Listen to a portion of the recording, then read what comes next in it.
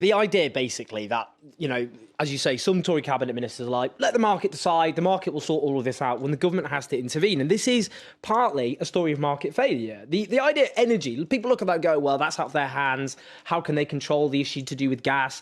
But that's not true, because what happened in the 1980s is the government flogged off our energy companies.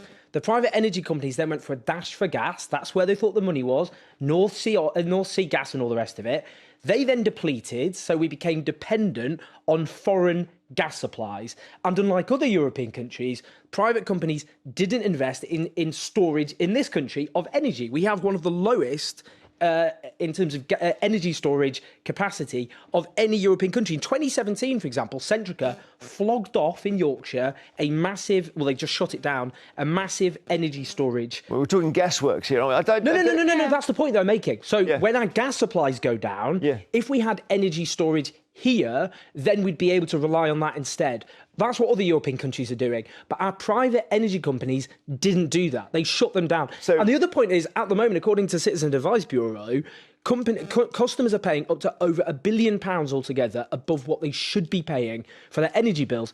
This is a story of private profiteering companies, I'm afraid, who are making an absolute packet out of this, who bet the house on gas. Well, at the moment they're not, because there's a price energy cap. So that's exactly not happening, because the companies are saying they want the energy cap to be raised because they're not able to actually make their money. So in a funny way, the government has that, because they've got that cap in place, which is really protecting consumers and making sure that there isn't energy poverty.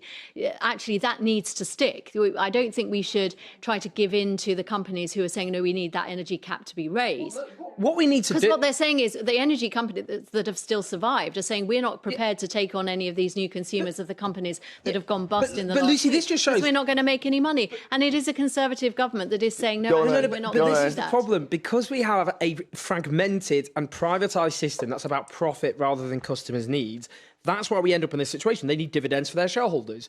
If we had a publicly run company... Then we go back to the 1970s, which would be and that was an absolute disaster. Which was integrated. I don't think publicly owned energy in the 1970s was the cause of problems, and I don't think anyone's ever argued that, by the way. Well, you couldn't get stuff fixed. That was stuff fixed and the lights went out. This is what the government is saying. In other countries, like France, they have publicly run energy companies, which ironically then start buying up our energy industries, incidentally, which work to a far better standard than our own.